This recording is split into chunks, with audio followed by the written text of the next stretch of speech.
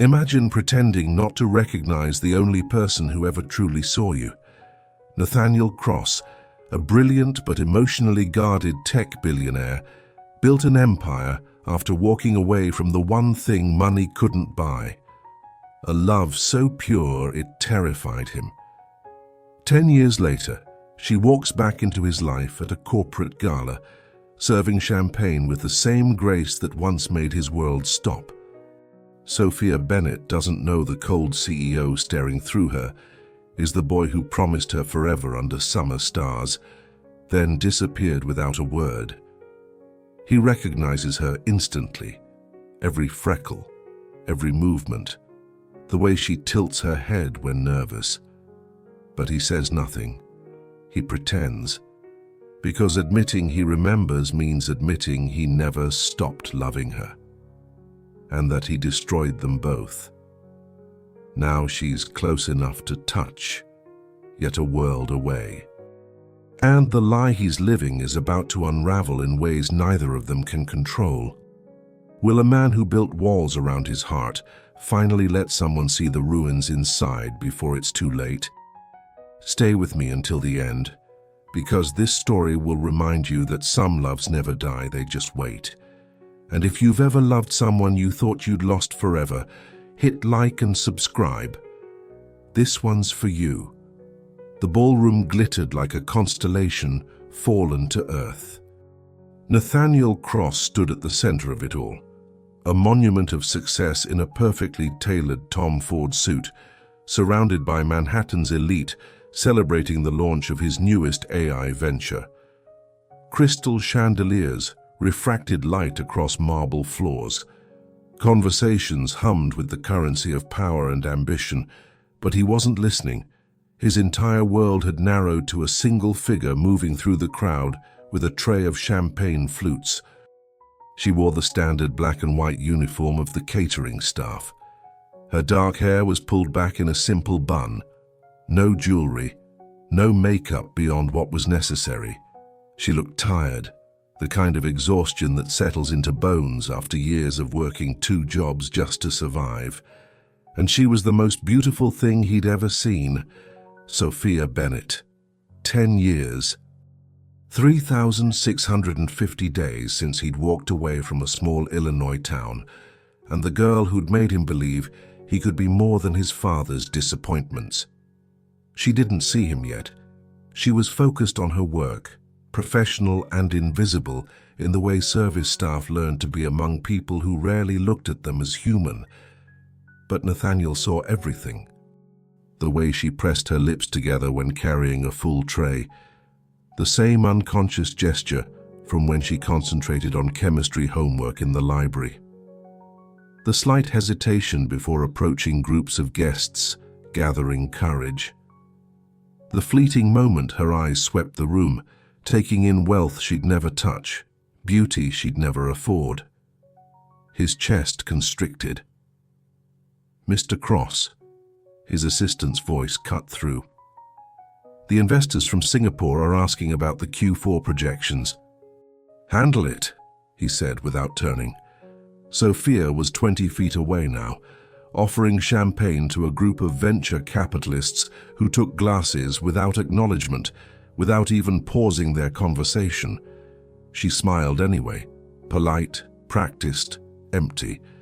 Something ancient and protective roared inside him. 15 feet. She glanced up, scanning for empty glasses, and their eyes met for exactly 2 seconds. He watched recognition flicker across her face, a tremor, a held breath, color draining then flooding her cheeks. Her hands tightened on the tray. She knew. And in that infinite, terrible moment, Nathaniel made a choice that would haunt them both. He looked away. Deliberately, completely, as if she were simply part of the decor, another faceless server in a sea of strangers. When he glanced back, calculated and cold, his expression was perfectly neutral. "Excuse me, could I get one of those?" His voice was polite, distant, the tone he used with everyone he didn't actually see. Sophia's face went very still. She approached slowly, each step measured, the tray held like a shield. Up close, he could see the tiny lines at the corners of her eyes that hadn't been there before, the faint scar on her wrist from the summer they'd tried to fix his motorcycle, the way her pulse hammered at her throat. "Of course, sir." Her voice was steady, professional, utterly devoid of the warmth he remembered. She extended the tray. He took a glass, careful not to let their fingers touch. "Thank you." "You're welcome, sir." "Sir." The word was a knife between his ribs. She stood there for one more second, searching his face with desperate, disbelieving eyes, looking for the boy who used to trace constellations on her skin, the 18-year-old who'd sworn he'd come back for her. Nathaniel's expression remained carved from ice. Something inside her broke. He saw it happen, the exact moment hope died and was replaced by something harder. She straightened her shoulders, nodded once with devastating politeness, and turned away. He watched her disappear into the crowd. Then he set down the champagne untouched and walked toward the terrace where no one could see his hands shake. The October air was sharp against his face. Manhattan stretched below, a kingdom of light and ambition he'd conquered through sheer force of will. 32 years old and worth more than most small countries. His face on magazine covers, his name synonymous with innovation, and he just pretended not to know the only person who'd ever loved him when he was nothing. "You're an idiot," he whispered to the skyline. But what was the alternative? Acknowledge her? Then what? "Hi, Sophia. Remember me?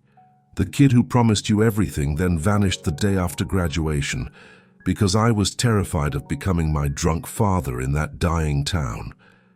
Sorry about the last decade of silence. You look good serving drinks at my party." His jaw clenched.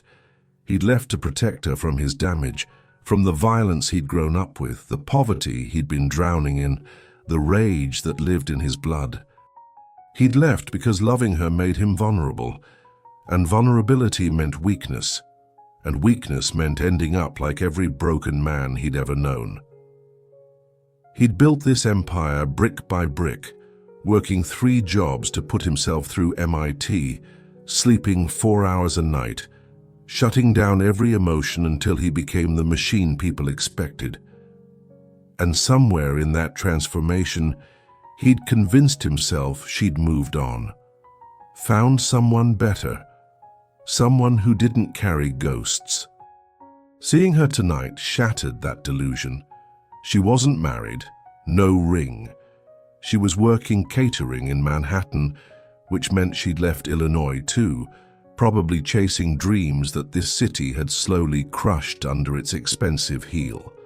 She was here, real, close enough to... There you are. Victoria's voice dripped with practiced charm. His business partner glided onto the terrace in a dress that cost more than most people's rent. Beautiful in the way of polished stones, hard, perfect, cold. Hiding from your own party? Taking a breath. Well, breathe faster. The board wants a toast. She studied him with sharp eyes. You look strange. Are you ill? I'm fine. You're never fine, darling. You're either working or pretending to be human for investors. It's part of your charm. She touched his arm, possessive. Come. Smile.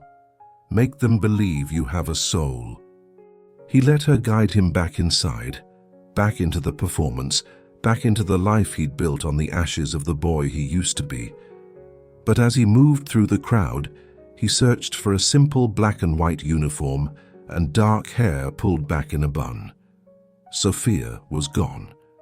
And Nathaniel Cross, the man who'd conquered Silicon Valley, who'd revolutionized artificial intelligence, who'd never lost a negotiation in his life, felt like he was 18 again, watching the only thing that mattered walk away. Except this time he'd been the one to push her. The subway rattled through darkness beneath the city. Sophia Bennett sat in the corner of the car, still wearing her catering uniform under a worn coat, staring at nothing. Her reflection in the black window looked like a ghost, pale, hollow-eyed, barely there. He didn't recognize me. The thought circled like a vulture. She'd played the moment over and over during the rest of her shift. The way his eyes had swept past her, polite and empty. The carefully neutral expression. The tone he'd use with anyone, everyone, no one. Sir. She'd called him Sir. Nathaniel Cross. She'd seen his name on billboards in tech magazines at the dentist's office, heard it mentioned on financial podcasts while she cleaned apartments. The boy from the trailer park who'd made good. Really good. Impossibly good. She'd been proud, in a distant, aching way. At least one of them had escaped. But she'd never imagined she'd see him again. And she'd certainly never imagined he'd look through her like she was made of air. The train lurched. A man sitting across from her was watching, the way men often did when they saw a woman alone, tired, vulnerable. She stared back until he looked away. 40 minutes later, she climbed 3 flights of stairs to a studio apartment in Queens that cost too much and offered too little. The radiator clanked but produced no heat. Water stains bloomed across the ceiling like diseased flowers. She dropped her keys on the counter. The entire kitchen was 4 feet of counter, and finally let herself break. Not crying. She'd learned years ago that crying changed nothing, but her hand shook as she filled a glass of water. Her reflection in the dark window above the sink showed a 30-year-old woman who looked 40, worn down by a city that took everything and gave back just enough to keep you hoping, hustling, surviving, but never quite living. He didn't recognize me. Or worse, he did, and chose to pretend he hadn't. She didn't know which truth hurt more. Nathaniel stood in his penthouse, 57 floors above the city, surrounded by floor-to-ceiling windows that turned Manhattan into a living painting. He hadn't turned on the lights. The party had ended an hour ago. Victoria had suggested a nightcap, her hand lingering on his chest, her intentions clear. He'd declined with the smooth efficiency of practice. They had an understanding, business partners who occasionally blurred lines when convenient, but nothing that required actual feeling, nothing that could hurt. Now he was alone with 1,600 square feet of minimalist luxury, and the memory of Sophia's face when he'd looked through her. He'd seen her break, just for a second. A fracture so quick most people would have missed it. But Nathaniel had spent a decade cataloging every expression she'd ever made, and even now, even after all this time, he could read her in the dark. He poured whiskey he didn't want and stood at the window. Somewhere out there in one of those millions of lights, she was thinking about him, maybe hating him, probably trying to forget him. Again. His phone buzzed, a text from Victoria. Board meeting 8 a.m. Don't be late, and whatever's bothering you, bury it. We can't afford distractions with the merger coming. He didn't respond.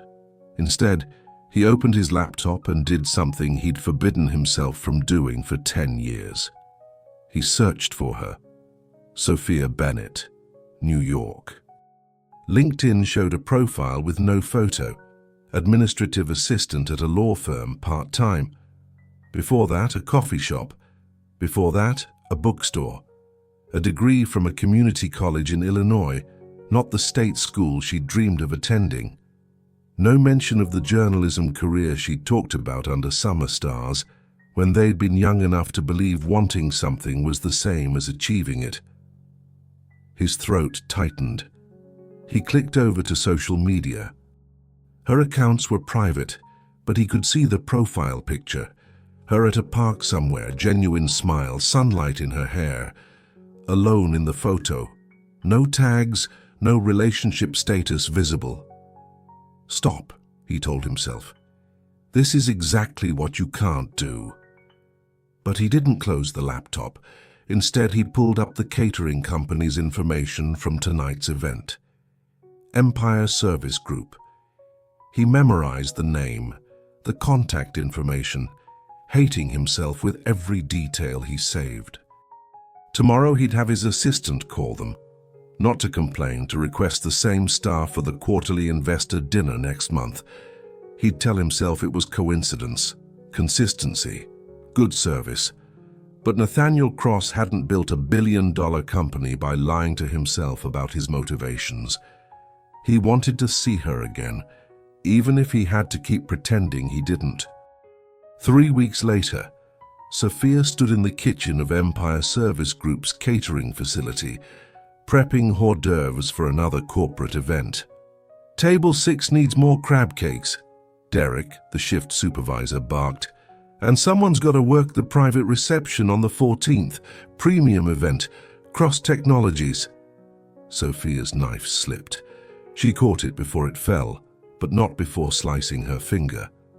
Shit. Blood welled, bright and immediate. "You good?" Mariana, the other prep cook, handed her a paper towel. "Yeah, fine." She pressed the towel against the cut, but her hands were shaking. Cross Technologies, Nathaniel's company. "I need someone reliable," Derek continued, scrolling through his tablet. "Bennett, you available?" Every instinct screamed no, but rent was due in 8 days and she was short. Again. "What's the pay?"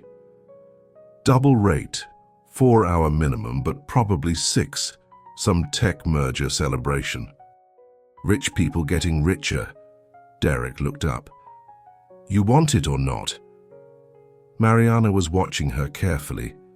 They'd worked together for 8 months, long enough to sense when something was wrong.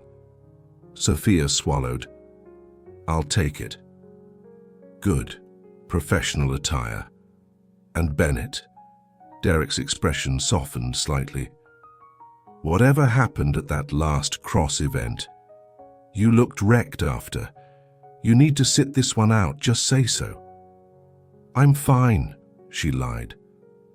That night, she stood in front of her closet, a sad collection of bargain finds and clothes held together by determination, and tried to decide what you wear when serving champagne to a man who'd once promised you the world. Her phone rang. Her mother. "Hi, Mom." "Sophia, honey, I wanted to check in. You haven't called in 2 weeks." Guilt twisted. "I know. I'm sorry. Work's been crazy." "Are you eating? You sounded thin last time."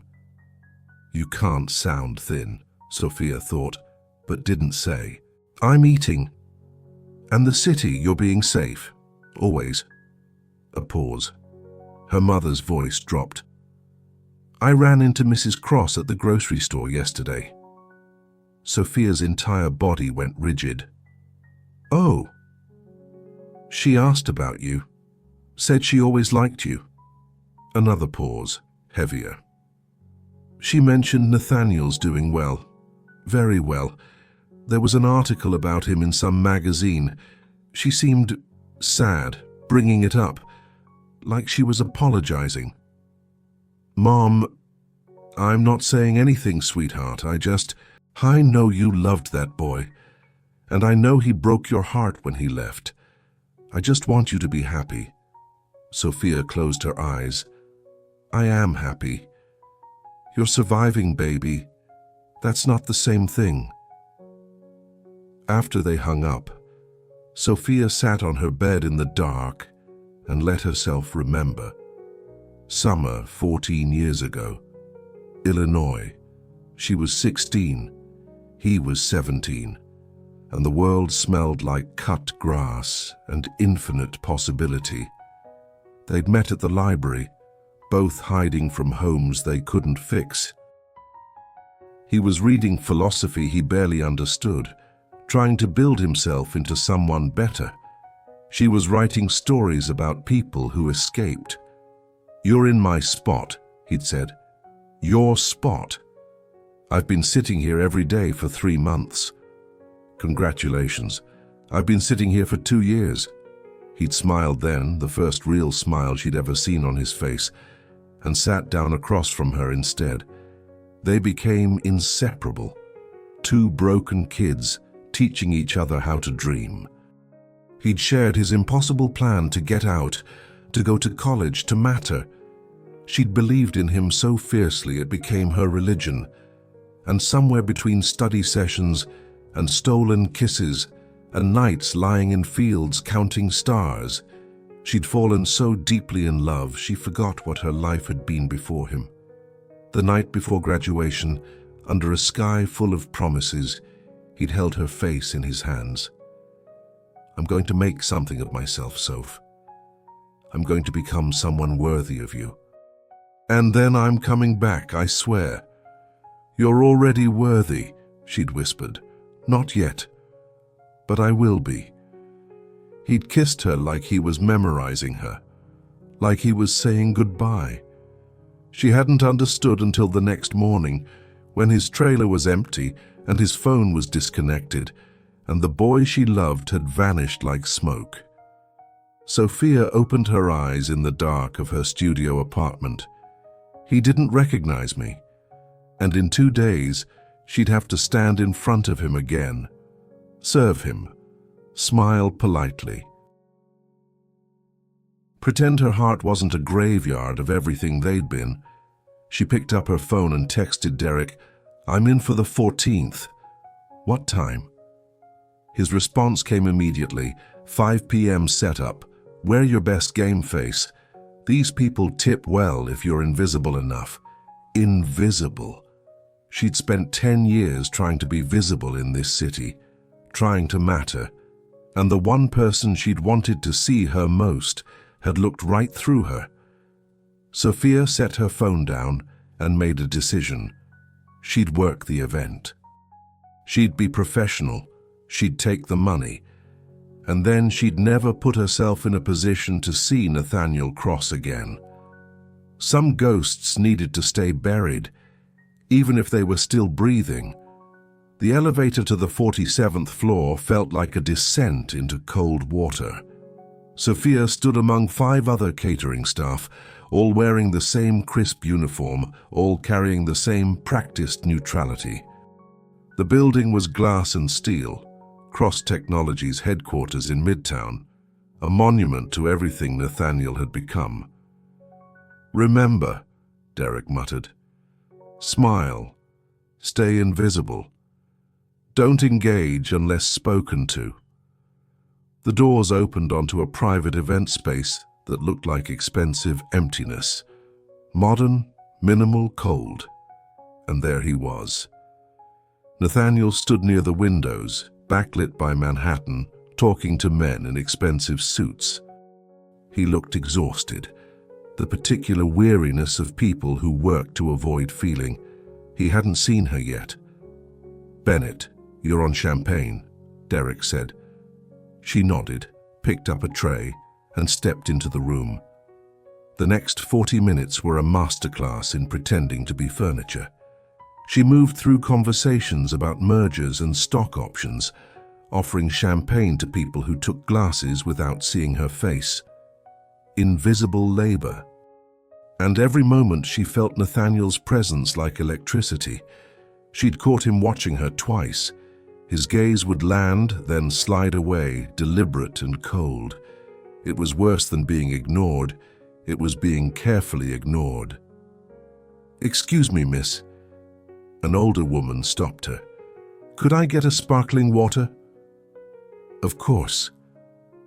Sophia headed toward the service area, grateful to breathe, but as she turned the corner, she nearly collided with someone. Nathaniel. He steadied her automatically, hands on her shoulders, and for one infinite second they were frozen, close enough to feel each other's breath, close enough to remember. His hands dropped like she'd burned him. "Sorry," he said. Flat. Professional. "I wasn't watching." Sophia's heart hammered. Up close, she could see everything. The scar on his jaw from a fight when he was 15, the exact shade of his eyes, the pulse jumping at his throat. "It's fine, sir," she managed. Something flickered across his face. Pain. Anger. Gone. Good. He moved to step around her, and Sophia, who'd promised herself silence, heard herself speak. "Nathaniel." He froze. It was the first time she'd said his name in 10 years. Slowly, he turned back. His face was a mask, but his hands were clenched. "Do I know you?" His voice was ice. The question was violence. Sophia felt something crack inside her chest, but she kept her expression neutral. "No," she said quietly. "I don't think you do." She walked past him, back into the event space, her hands somehow steady even though her body shook. Behind her, Nathaniel stood alone, breathing like he'd run a marathon, his walls threatening to collapse. An hour later, Sophia was clearing glasses when she heard Victoria's voice. "Ridiculous that we're even discussing this. Victoria, sometimes you take the reasonable deal instead of holding out for perfect." Nathaniel sounded worn. "Since when do you settle for reasonable?" They were 10 feet away. Sophia kept her back to them, working slowly, invisible. "Since I learned that burning everything down isn't strategy, it's ego." How philosophical. Victoria's heels clicked closer. "What's wrong with you tonight? Is it that server, the brunette? I saw you looking at her." Sophia's hands stilled. "You're imagining things," Nathaniel said. "Am I? Because you've looked at her more than anyone else in this room. Which means either you're attracted to her or you know her, and either way it's a problem. Victoria, we have 6 weeks until the merger finalizes. Whatever distraction is in that brain of yours, bury it." Sophia set down the glass carefully and walked toward the service area before she had to hear his response. But his voice followed anyway. "There's nothing to bury." The lie was so practiced it almost sounded like truth. Sophia was in the service elevator, heading down with equipment when the doors stopped on the 32nd floor. Nathaniel stepped in. Alone. The doors closed. Neither moved. The elevator descended in silence. 31, 30, 29. "You can't keep doing this," Sophia said finally, staring at the numbers. "Showing up. Watching me. I'm not..." "Yes, you are." She turned to face him. "If you don't know me, then stop looking at me like you do. And if you do know me, stop pretending you don't. Pick one. But I can't keep shattering every time you choose to look through me. 28, 27, 26. Nathaniel's jaw worked. "You think this is easy for me?" The words came out rough. "Seeing you and pretending I don't? Then why do it? Because acknowledging you means opening something I closed for a reason. What reason?" She stepped closer, anger breaking through. "What possible reason?" 23, 22, 21. "Because I don't get to have you," he said, voice devastated. "I made that choice 10 years ago. I don't get to show up now in your life just because I..." He stopped himself. "Just because you what?" The elevator reached the ground floor. Doors opened. Nathaniel looked at her, really looked, and for the first time she saw him, the boy underneath. scared, sorry, still in love. Just because I never stopped, he whispered. Then he stepped out and walked away, leaving Sophia standing with her heart in pieces and the truth finally clear. He'd remembered her all along. Sophia didn't go home. She walked through Midtown, through Times Square, down into Chelsea's quieter streets. Her feet hurt. She didn't care, I never stopped. 3 words that rewrote everything. He hadn't forgotten. He'd built an empire while carrying her memory like a stone, and when fate threw them together, his instinct was to run, to hide, to pretend the thing that terrified him most didn't exist. She found herself on the High Line, mostly empty at this hour. She sat on a bench and watched headlights stream below. Her phone buzzed. "Derek, you okay?"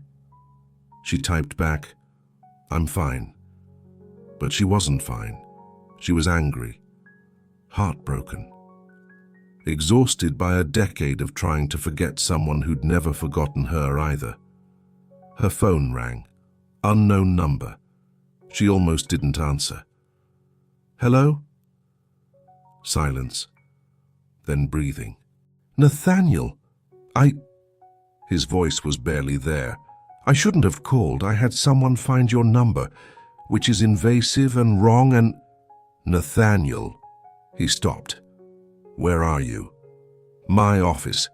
I couldn't go home. I keep seeing your face when I said I didn't know you." A broken sound, almost a laugh. "Do you know what it's like, Sophia? To see the only person who ever loved you for real, and your first instinct is to lie. It makes you scared," she said softly. "I'm not." "Yes, you are. Terrified. Of me, of what we were, of what we could still be if either of us was brave enough." Silence stretched between them. "I can't do this," he whispered finally. "I can't let you in just to fail you again.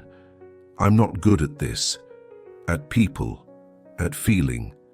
I traded all of that to become this. Bitterness. This thing I am now." "And what are you now?" "Successful. Empty. Exactly what I was running from, just with better suits." Sophia closed her eyes. "Then stop running. It's the only thing I know how to do." "Liar," she said gently. "You know how to build. You know how to create. You did it with code, with companies. You did it with yourself. Why can't you do it with us?" The question hung like a dare. "Because us was perfect," Nathaniel said finally. "And I destroy perfect things. It's in my blood." "No." Sophia stood, voice stronger. "Your father's violence is in your blood, your past. But you know what else is there? Your choice. Every single day to be different. And for 10 years you have been, you just won't let yourself believe it. Sophia, I'm not asking you to fix everything tonight. I'm asking if you can stop pretending I'm invisible long enough for us to have one honest conversation. Coffee. An hour. The truth." She could hear him breathing, feel his war with himself. "One conversation," he repeated. "One." A long, terrible pause. Then, "Okay." They met at a diner in the village at 2 in the morning. Not the kind of place Nathaniel Cross usually frequented. No reservations, no dress code. Just worn booths and fluorescent lights and coffee that had been sitting too long. But Sophia had chosen it deliberately. Neutral ground. A place where his money meant nothing. She arrived first, hands wrapped around tea she wasn't drinking. When he walked in, she barely recognized him. He'd changed into jeans and a sweater, no watch, no armor. Just Nathaniel, looking lost and young and vulnerable in a way that made her chest ache. He spotted her, hesitated, then crossed the diner like walking toward his execution. "Hi," he said. "Hi." He sat down carefully, and for a long moment they just looked at each other, really looked, without pretending. A waitress appeared. "Coffee, please," Nathaniel said. When she left, silence settled, heavy with everything unsaid. "I don't know how to start," he admitted. "Neither do I. We used to be able to talk about anything. We used to be a lot of things." Sophia's voice was soft, not accusing, just true. Nathaniel stared at his coffee. "I'm sorry for pretending I didn't know you, for leaving the way I did, for not calling, for building a whole life while you—" He looked up, eyes raw. "While you what, Sophia? What happened after I left?" The question cracked something open. "I waited," she said simply. "For 3 months, I waited for you to call, to write, to give me anything that explained why you vanished. And when you didn't, I tried to move on. Community college because state school cost too much. 3 jobs. I tried dating, but it felt like wearing someone else's skin." She paused. "Then one day I saw your face on a magazine cover. This article about the youngest tech CEO in Silicon Valley. You'd done it. Everything you said. You'd escaped. You'd won." Her smile was sad. "And I was still in Illinois, trying to pay rent." Nathaniel flinched. "That's when I came to New York," she continued. "Because if you could reinvent yourself, maybe I could too. Maybe I could become someone who didn't miss you every day." Did it work? No. The word was barely audible. "I just got better at pretending." He reached across the table, then stopped, hand hovering. "I told myself I was protecting you, that leaving was the kindest thing, because staying meant you'd see all the broken parts, the anger, the fear, the violence I grew up with." His voice cracked. "I was terrified I'd become my father." "So you became nothing instead." The words hung sharp and true. Nathaniel withdrew his hand. "I became successful. That's not the same as being whole." "I know." He looked at her with naked honesty. "Every deal I close, every company I build, every time someone tells me I'm brilliant, all I can think is that none of it matters because the one person whose opinion I actually cared about thinks I'm a coward." Sophia's breath caught. "I don't think you're a coward." "Then what?" She studied him, this man who was still somehow the boy she'd loved. "I think you're scared," she said. "I think you built an empire but forgot to build a life. I think you're so terrified of failing the people you love that you don't let yourself love anyone." She leaned forward. "And that's the loneliest way to live." Something broke in his expression. "I see you, Nathaniel," she continued gently. "I see the boy who read philosophy because he wanted to understand the world. I see the man who works himself into exhaustion because stopping means feeling. I see someone so afraid of being weak, he's forgotten how to be human. Sophia. And I also see someone who called me at midnight because he couldn't stand the lie anymore.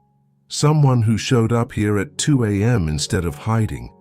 That's not cowardice, that's courage. Messy, imperfect courage." Tears slid down Nathaniel's face, silent and unchecked. "I don't know how to do this," he said, voice breaking. "I don't know how to let someone in without destroying everything. I don't know how to be soft, vulnerable." "Then learn." Sophia reached across and took his hand.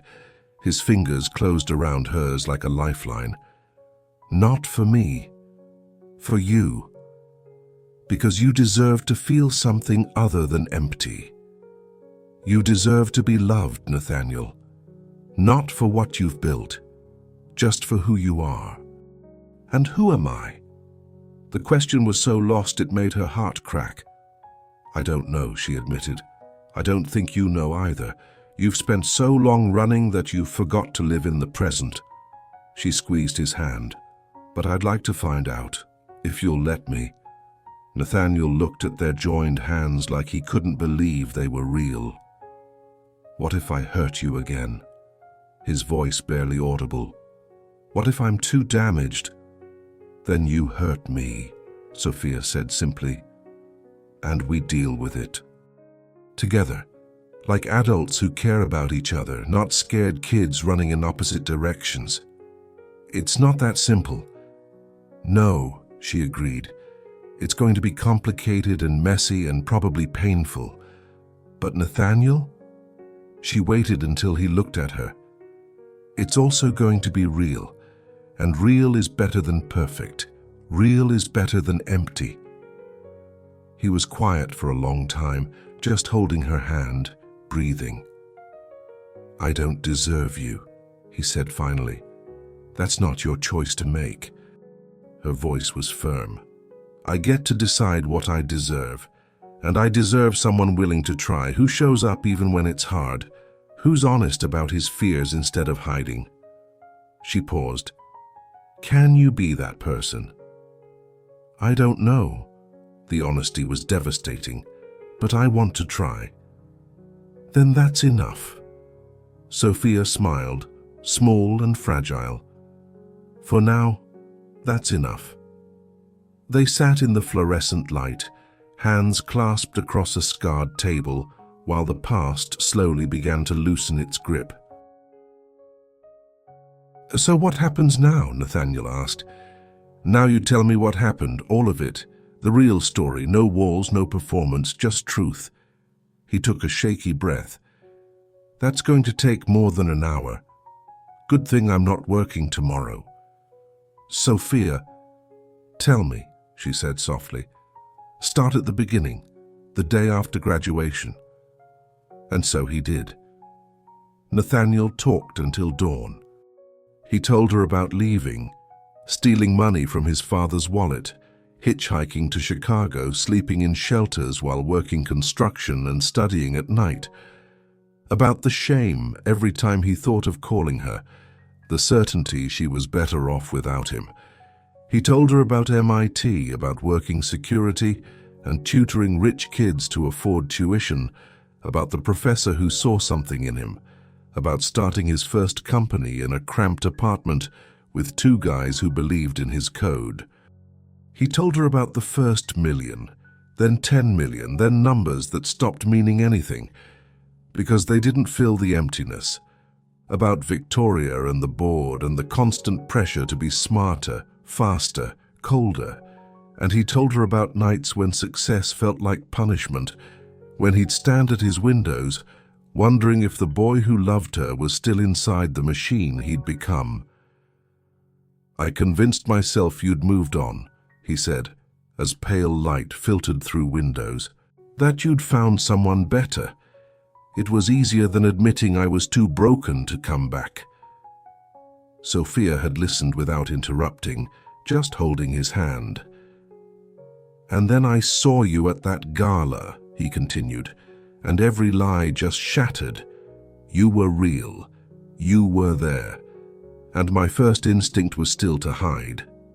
He laughed bitterly. Some protection. I just hurt you differently. Why did you pretend? She asked. That night. Why not just acknowledge me? Because, he struggled. Because if I admitted I knew you, I'd have to admit I still... He stopped. Still what? Nathaniel looked at her, completely unguarded. Still love you, he whispered. I never stopped, and that terrifies me more than anything. The confession hung between them, fragile and enormous. Sophia felt tears sliding down her cheeks. I still love you too, she said, even though I spent 10 years trying not to, even though you broke my heart, even though this is probably terrible. Definitely terrible. The worst. They looked at each other and started laughing, exhausted, emotional laughter that comes after crying, after truth, after walls fall. "So what do we do with this?" Nathaniel asked. Sophia considered. "We start small. Coffee. Actual dates. Getting to know who we are now, not who we were. No promises we can't keep. No running when it gets hard. Just trying. I'm not good at trying." "Then learn." He nodded slowly. "Okay." Okay. Outside, the city was waking. Delivery trucks rumbled. Early commuters hurried towards subways. The diner filled with breakfast crowds, and two people who'd spent a decade apart sat together, hands clasped, beginning the terrifying, hopeful work of finding their way back, not as the kids they'd been, but as the complicated, damaged, still hoping adults they'd become. 3 days later, Nathaniel called her at noon. "Are you free tonight?" His voice was uncertain, almost shy. "Maybe." "Why?" "I'd like to take you to dinner. A real date, if you'll let me." Sophia smiled. "Where?" "Anywhere you want. Your choice." "The taco place on Bleecker Street. 7 o'clock. A pause, then quieter. "Not somewhere nicer?" "Nathaniel," she said gently, "I don't need nice, I need real. Can you do real?" "I'm going to try." "Then I'll see you at 7. That night, she watched him walk toward her outside a tiny taco joint, looking uncomfortable in jeans and a jacket, clearly out of his element, but showing up anyway. And when he smiled, genuinely smiled, like the boy she remembered, something inside her chest started to heal. They ordered tacos and sat outside despite the cold, talking about everything and nothing. Movies they'd seen, books they'd read, the strange shape their lives had taken. "This is weird," Nathaniel said at one point. "What is?" "Being with you, talking. It feels like coming home and meeting a stranger at the same time." "Is that bad?" He considered. "No, just different. Scary. Good scary." Sophia reached across the small table and took his hand. "We'll figure it out. Promise." "I promise to try. That's all I can give you. That's all I'm asking." They sat in the cold November air, eating cheap tacos, holding hands across a plastic table, and for the first time in 10 years, both of them felt something like hope. Small, fragile, real, but hope nonetheless. The next 3 weeks felt like learning to walk again. Nathaniel and Sophia met twice a week. Coffee shops, bookstores, walks through the city. They moved carefully, testing boundaries, discovering who they'd become. He was punctual to obsession. She was chronically 5 minutes late. He ordered the same thing everywhere. She tried something different each time. He worked 16-hour days. She worked 3 jobs and barely made rent. The differences were stark, sometimes painful. "Why don't you let me help you?" Nathaniel asked one evening in Central Park. November had turned bitter, bare trees stark against darkening sky. "Help me how?" "Financially. You're working yourself into the ground. I could—" "No." Her voice was firm. "Why not?" She stopped walking. "Because the second you start solving my problems with money, this stops being equal. I become someone you're taking care of, not someone you're with." "That's not—" "Yes, it is." She turned to face him. "I'm not a problem, Nathaniel. I'm a person, and I need to know you want me, not a project to save." His jaw tightened. "I do want you. Then want me exactly as I am, struggling, surviving on my own terms." Tense silence, breath fogging in cold air. "Okay," he said finally. "You're right, I'm sorry." The apology surprised her. The old Nathaniel had been too proud. "Thank you," she said softly. They started walking again, shoulders brushing. "It's hard for me," Nathaniel admitted, "watching you work so hard when I could make it easier." "I know, but I need to do this myself. Can you understand?" He nodded slowly. "I can try." But understanding and accepting were different things. Sophia felt tension building. The way Nathaniel would tense when she mentioned difficult shifts, overdue bills, extra catering jobs. He never said anything, but she could see him fighting the urge to fix, to solve, to write a check. And she loved him for restraining himself, even as it clearly cost him. "You're different than I remember," she said one night over Thai food in her apartment. She'd cooked badly. He'd eaten without complaint. "Different how?" "More controlled. Like you're constantly monitoring yourself." Nathaniel set down his fork. "That's because I am." "Why?" "Because the alternative is..." He struggled. "My father had no control. All rage and impulse. I promised myself I'd be the opposite. Measured, disciplined. But that's exhausting. It's survival." Sophia reached across the table. "You don't have to be perfect with me. You can just be human." "What if human isn't good enough? What if it's exactly enough?" He looked at her with raw vulnerability. "I don't know how to be anything other than this." Then we learned together. The cracks started showing 3 weeks in. Nathaniel had a board meeting that ran late. He texted, "Can't make dinner. Sorry." She replied, "No problem. Tomorrow." But the next day, his assistant rescheduled. An investor meeting ran long, then a conference call with Singapore, then a merger crisis.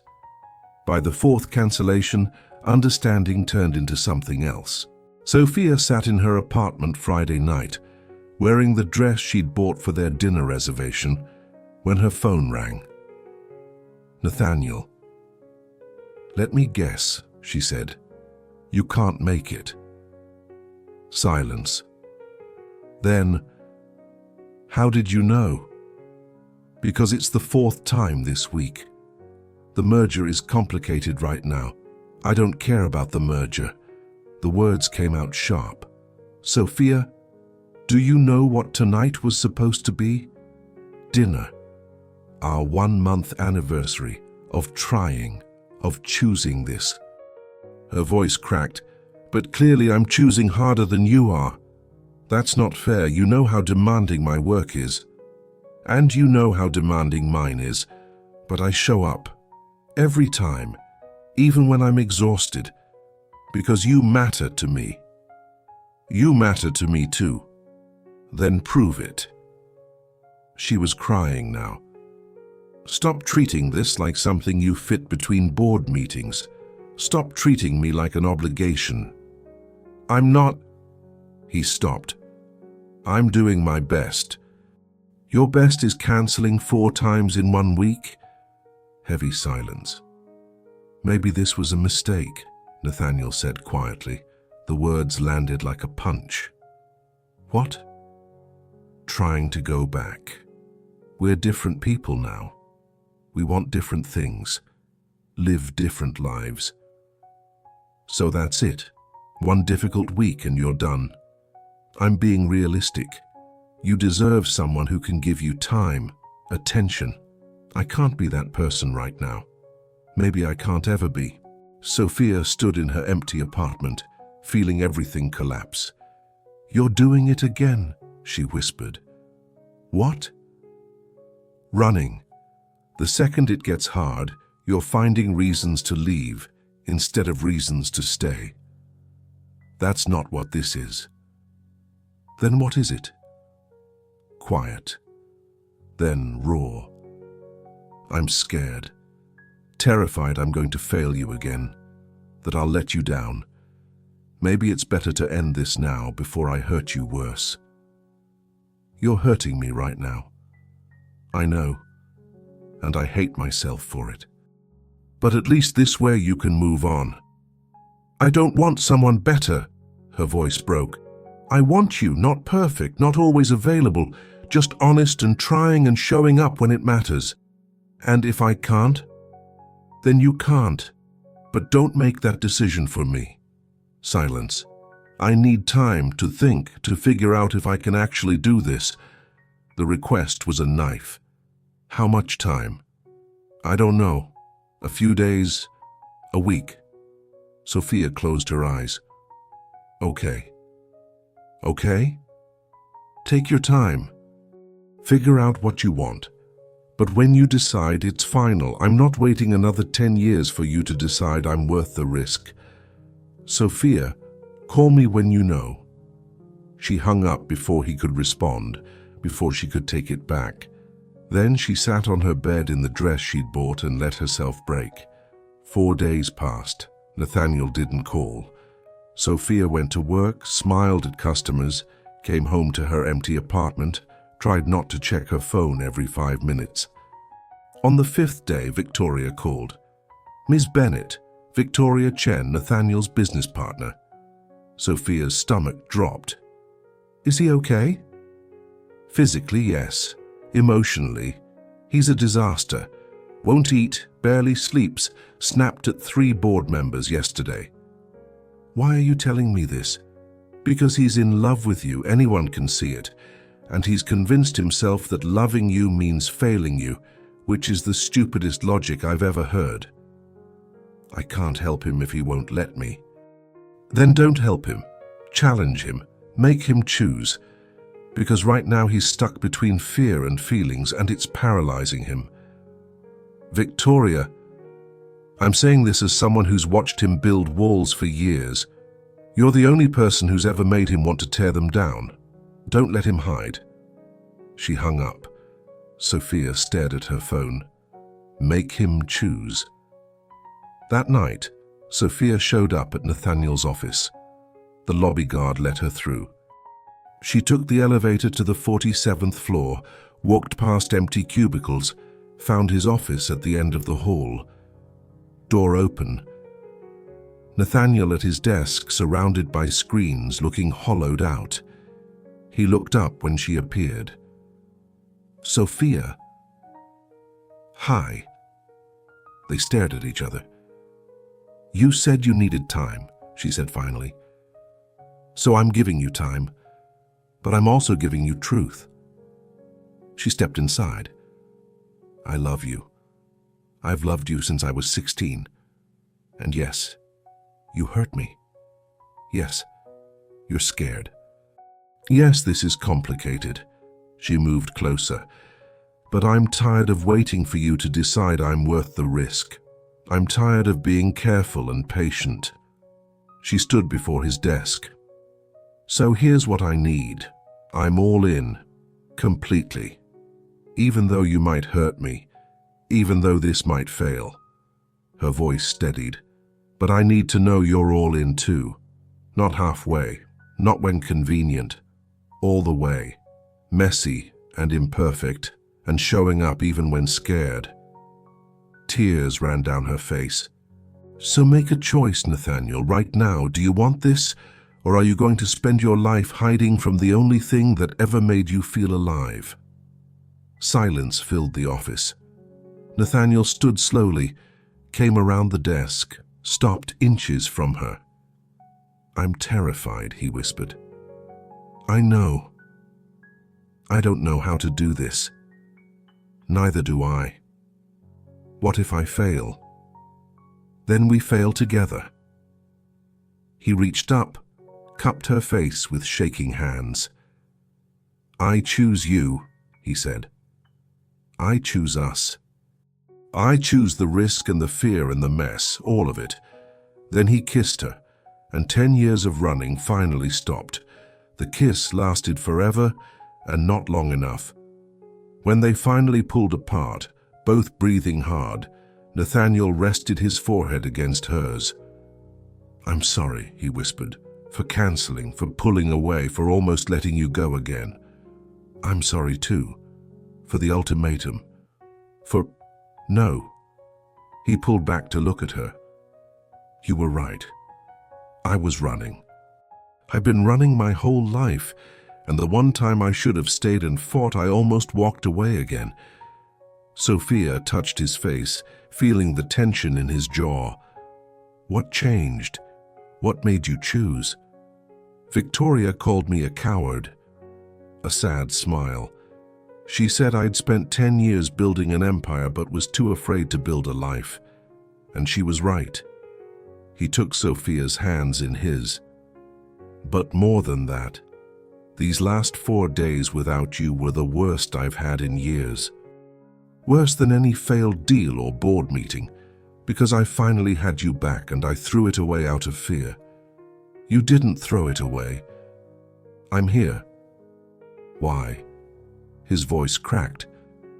After everything, why did you come back? Because loving you isn't something I can turn off. Believe me, I tried. She smiled through tears. And because I saw something in that elevator, in the diner, in every moment we've had these past weeks. I saw you trying, failing sometimes, but trying. And that's all I ever needed. Nathaniel pulled her close, holding her like she might disappear. I need to do better, he said into her hair. I need to figure out how to balance work and this, how to show up, how to be present. We'll figure it out together. Together, he repeated like testing the word. I'm not used to together. I know, but you're going to have to get used to it. She pulled back to look at him. Because I'm not going anywhere, even when you're difficult. Even when work gets crazy. Even when you forget how to be human. That's a lot of grace. You're worth it. He kissed her again, slower this time, tender and full of promise. Come home with me, he whispered against her lips. Nathaniel, not like that. I don't want to be alone tonight. I want to wake up and know this is real, that you're real. Sophia searched his eyes and found only vulnerability. Okay, she said softly. Take me home. Nathaniel's penthouse was exactly what she expected. Expensive, minimalist, cold. Floor-to-ceiling windows showcasing Manhattan like a living painting. Furniture that looked designed, not lived in. Art on walls that probably cost more than her yearly rent. It's beautiful, she said, which was true. It was also sterile. It's empty, Nathaniel said, reading her thoughts. I've lived here 3 years and it still feels like a hotel. Why? He shrugged, suddenly looking lost in his own space. Because I never learned how to make a place feel like home. I only know how to survive in places, not live in them. Sophia walked to the windows, looking out at the city lights. Show me something real here, something that's actually yours, not just expensive. He was quiet for a moment, then disappeared into another room. When he returned, he was holding a worn book. Philosophy, the spine cracked from reading. Meditations, Marcus Aurelius. He held it carefully. I've had this since I was 17. Bought it at a used bookstore in Illinois with money I should have spent on food. I remember, Sophia smiled. You used to read passages to me in the library. You probably thought I was pretentious. I thought you were trying to become someone better than your circumstances. I found it beautiful. Nathaniel set the book down gently. It's the only thing I kept from before. Everything else I left behind or threw away. But this, he touched the cover. This reminded me why I was fighting. And why were you fighting? He looked at her. To become someone worthy of you. The honesty of it stole her breath. You were always worthy, she said. I didn't believe that then. I'm not sure I believe it now. He moved closer. But I'm trying to. Sophia took his hand. Show me the rest. Show me where you sleep, where you work, where you exist when no one's watching. He led her through the penthouse. His bedroom was as sparse as the living room. Bed, nightstand, nothing personal. His closet was organized by color, every suit identical. This is depressing, Sophia said. Is it? Nathaniel, you live like you're ready to run at any moment, like you don't actually exist here. He looked around as if seeing it for the first time. I never thought about it that way. That's because you've been surviving, not living. She sat on his bed, perfectly made, untouched. When's the last time you did something just because it made you happy? He thought about it. I don't know. That's what I mean. She lay back, staring at his ceiling. You've built this incredible life, but you're not actually in it. You're just going through motions. Nathaniel sat beside her, not touching, just close. Then teach me. Teach you what? How to live, how to be present, how to exist in moments instead of just surviving them. Sophia turned her head to look at him. It's not something I can teach. It's something you have to choose every day, small things. Like actually tasting your coffee instead of just drinking it, or noticing when the light hits the windows, or letting yourself feel things without immediately trying to solve or control them. That sounds terrifying. It is, but it's also how you become human again.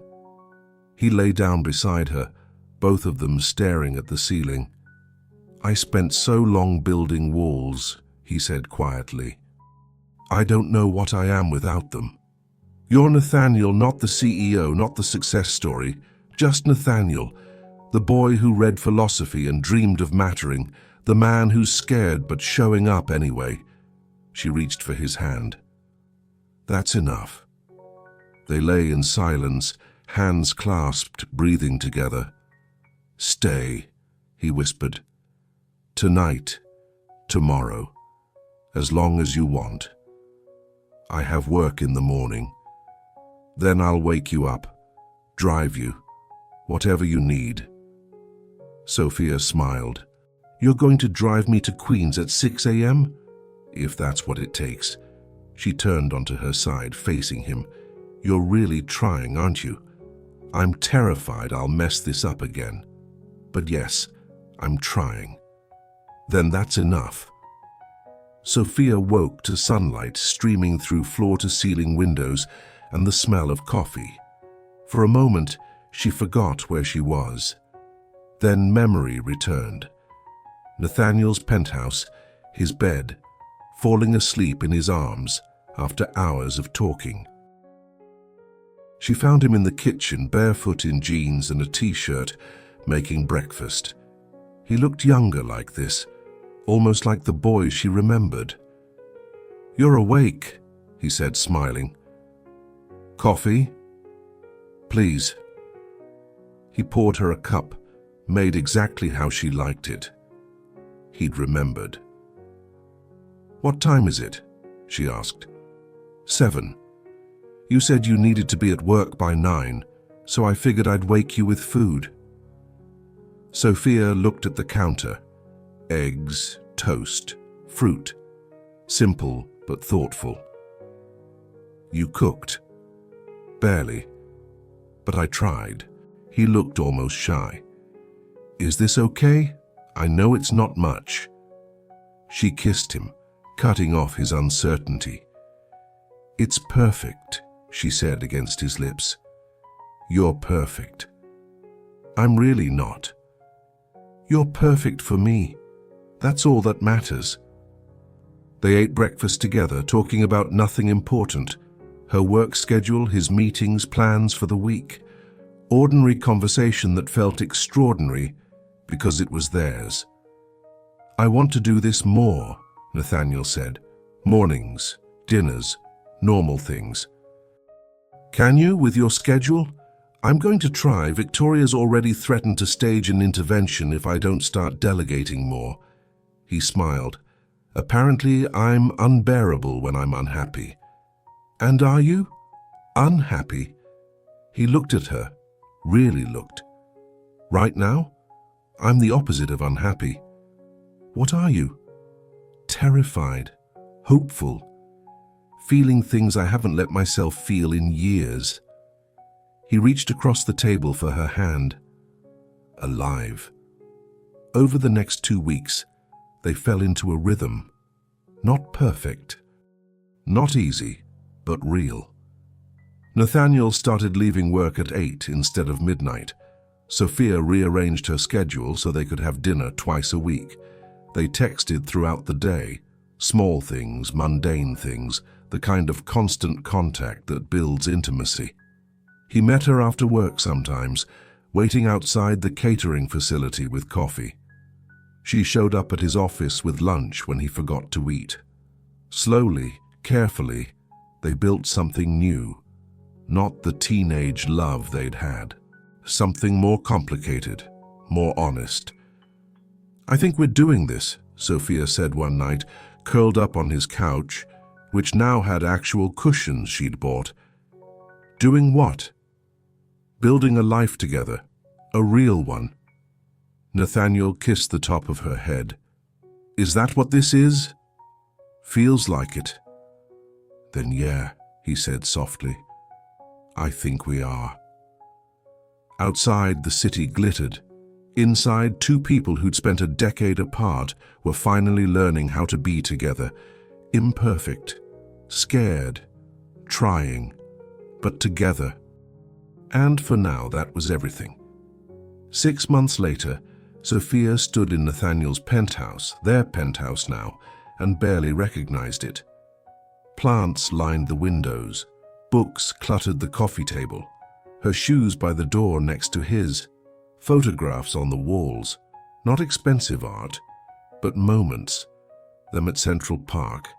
A sunset from the High Line. Her laughing at something he'd said. The sterile hotel had become a home. You're smiling, Nathaniel said, coming up behind her, wrapping his arms around her waist. I'm remembering. Remembering what? The first time I came here. How empty it felt. How empty you felt. He rested his chin on her shoulder. And now? Now it feels like us. They stood like that, watching the city wake up through the windows. Morning light painted Manhattan gold. These moments had become their ritual.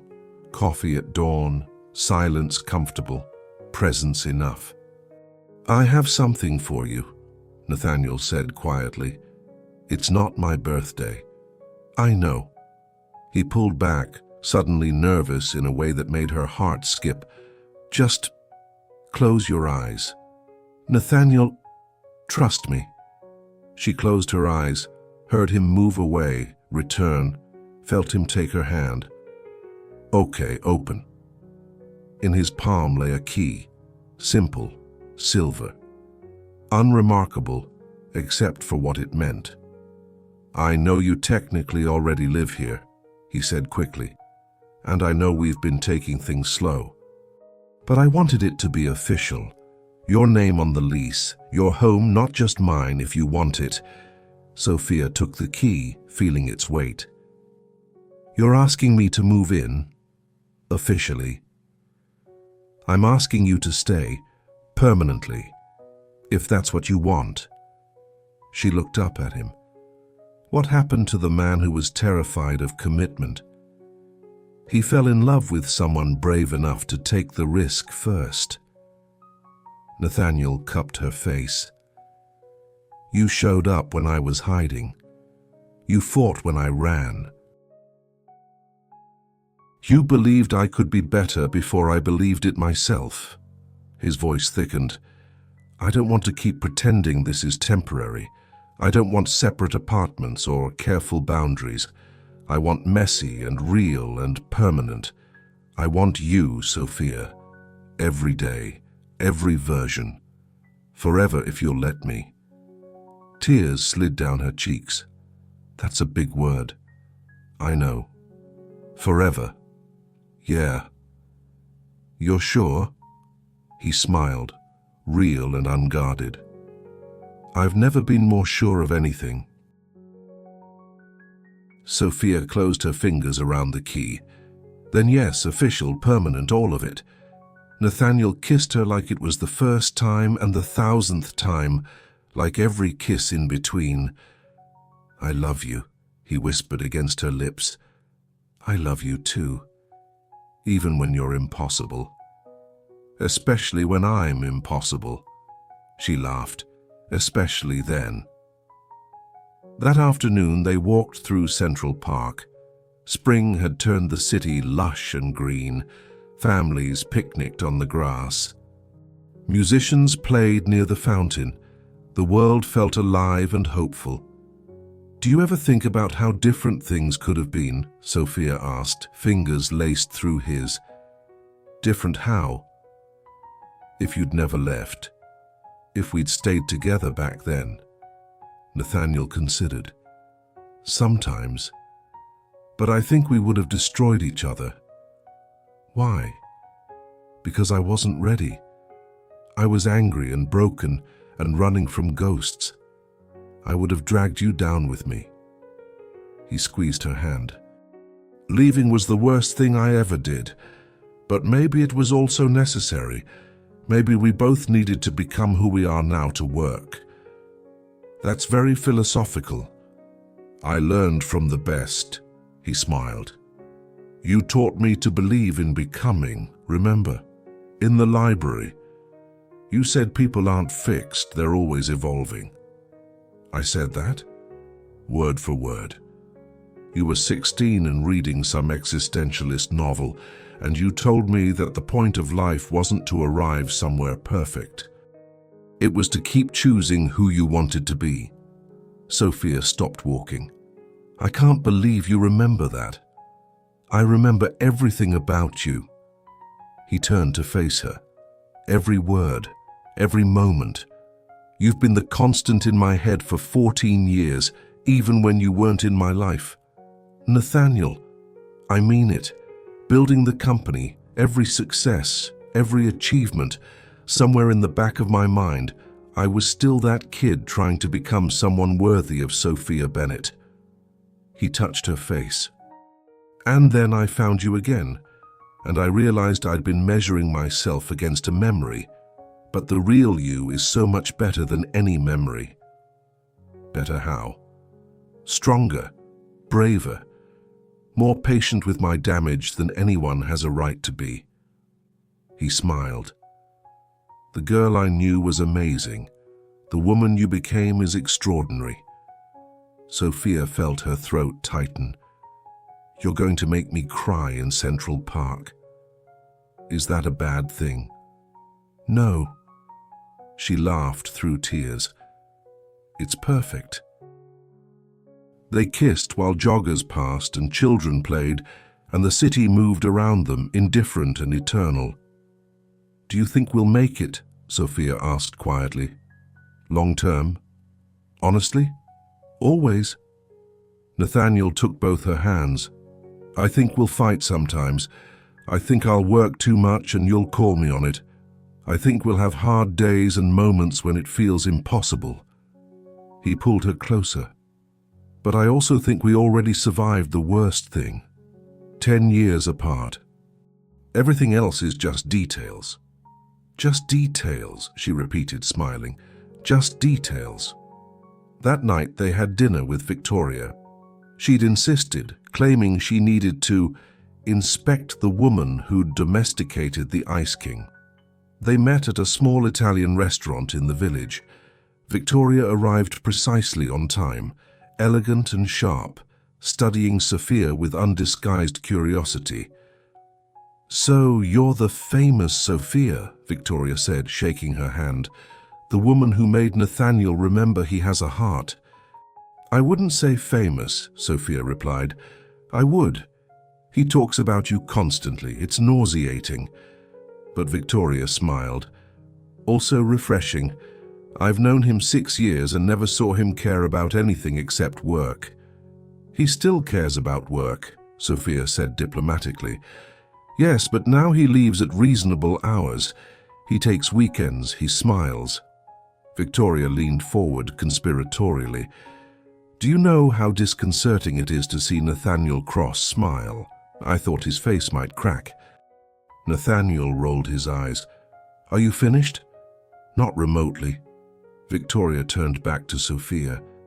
I need to know your secret. How did you break through? I didn't break through. I just refused to let him hide. That simple? That complicated, Sophia corrected. There's nothing simple about loving someone who spent their life building walls. But he's worth the effort. Something softened in Victoria's expression. Yes, he is. She raised her glass. To Sophia. For seeing what the rest of us missed. They clinked glasses and Sophia felt something shift. Acceptance, maybe. Or recognition. After dinner, walking home through the village, Nathaniel pulled her close. Thank you, he said. For what? For being you with Victoria. For not pretending. For just being real. Did you think I'd pretend? I don't know. I think part of me was scared you'd see my work life and want out. That world is cold and ruthless. But you're not, Sophia said. That's what matters. I used to be. Used to be. Past tense. She stopped walking, made him look at her. You're not that person anymore, Nathaniel. You're someone who makes breakfast and remembers coffee orders and leaves work to have dinner with the woman he loves. You're human now, imperfect and present and real. Because of you. No, because of you. I just reminded you how. 3 months later, Nathaniel came home early with a strange expression. What's wrong? Sophia asked, looking up from her laptop. She'd been working on a writing project while the journalism degree she'd abandoned was slowly coming back to life. Nothing's wrong. Something's different. He sat beside her. I made a decision today. About? Work. The merger finally went through. We're worth billions now, plural. And I realized something. He took her hand. I don't care. You don't care that you're a billionaire. I care, but not the way I thought I would. Not the way I used to. He looked at her intently. For years, success was the only thing that mattered. Proving I'd escaped. Proving I was worth something. But today, signing those papers, all I could think was that I wanted to come home to you. Nathaniel, I'm stepping back, he said. Not completely, but I'm promoting Victoria to co-CEO. I'm delegating more. I'm making space in my life for things that actually matter. Sophia felt her eyes fill. Are you sure? I've never been more sure. What's the point of building an empire if I'm too busy to live in it? He squeezed her hand. I want mornings with you. I want weekends. I want to travel and read and waste time doing nothing important. I want a life, Sophia, a real one, with you. That's what you want? That's what I need. He smiled. You taught me the difference. She kissed him, tasting salt and joy and the beautiful uncertainty of futures being rewritten. I'm proud of you, she whispered. For what? For choosing yourself. For choosing us. For being brave enough to want more than just success. I learned from the best. 1 year after they'd reconnected, Nathaniel took Sophia back to Illinois. They drove through the small town where they'd grown up, past the high school, past the library where they'd met, past the field where they'd counted stars. It's smaller than I remembered, Nathaniel said. Everything is. They stopped at the field, now overgrown but still recognizable. The sky was already darkening, first stars appearing. "I made you a promise here," Nathaniel said quietly. 14 years ago, I told you I'd become someone worthy of you and come back. You did come back. I did. Just took a decade longer than planned." He turned to face her. "But I kept the promise. I became someone different. Better, I hope. You did. And I found my way back to you." He reached into his pocket, pulled out something small. "So now, I want to make a different promise." Sophia's breath caught. Nathaniel dropped to one knee in the field where they'd fallen in love, under the same stars they'd once counted, and opened the box. Inside was a ring, simple, elegant, nothing ostentatious. "I'm not good at this," he said, voice shaking. "At feelings and words and being vulnerable. But you've taught me it's okay to try. You've taught me that being imperfect and present is better than being perfect and alone." Tears streamed down Sophia's face. "So I'm asking, will you marry me? Will you keep teaching me how to be human? Will you build a life with me that's messy and real and nothing like what I planned, but everything I never knew I needed?" "Yes," she whispered. "Yes? Yes, Nathaniel. 1,000 times yes." He slid the ring onto her finger with shaking hands, then stood and pulled her close. They kissed under the stars in the field where their story began, 14 years and a lifetime of becoming later. "I love you," he said. "I love you too. Always have. Always will." Around them, the field whispered in the wind. Above them, stars blazed eternal. And two people who'd spent a decade learning how to be themselves finally learned how to be together. Not perfect, not without scars, but real and whole and home. 2 years later, Sophia Cross, she'd taken his name, stood in their living room, now decorated with both their touches, their books mixed together on shelves. Outside, Manhattan glittered. Inside, Nathaniel was reading to their daughter, his voice soft with wonder. Sophia watched from the doorway, heart full. This was the life they'd built, not the one they'd planned at 18, but something better, earned through pain and choice, and the courage to try again. "Come here," Nathaniel called, seeing her. "She's almost asleep." Sophia joined them, settling into his free arm, their daughter between them. "What are you thinking?" he whispered. "That we made it." "We did, didn't we? Against all odds." He kissed her temple. "Worth every detour." "Everyone." Their daughter's breathing deepened into sleep. They stayed there, the three of them, a family built on second chances and stubborn hope. And in the quiet of their home, Sophia remembered something she'd once told a scared boy in a library. People aren't fixed, they're always becoming.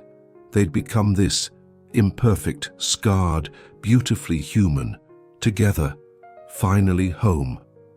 If this story touched your heart, like, comment and subscribe for more stories of love and redemption. Because some loves don't die. They just wait for both people to be brave enough to try again. Would you forgive someone who disappeared from your life? Would you take that risk?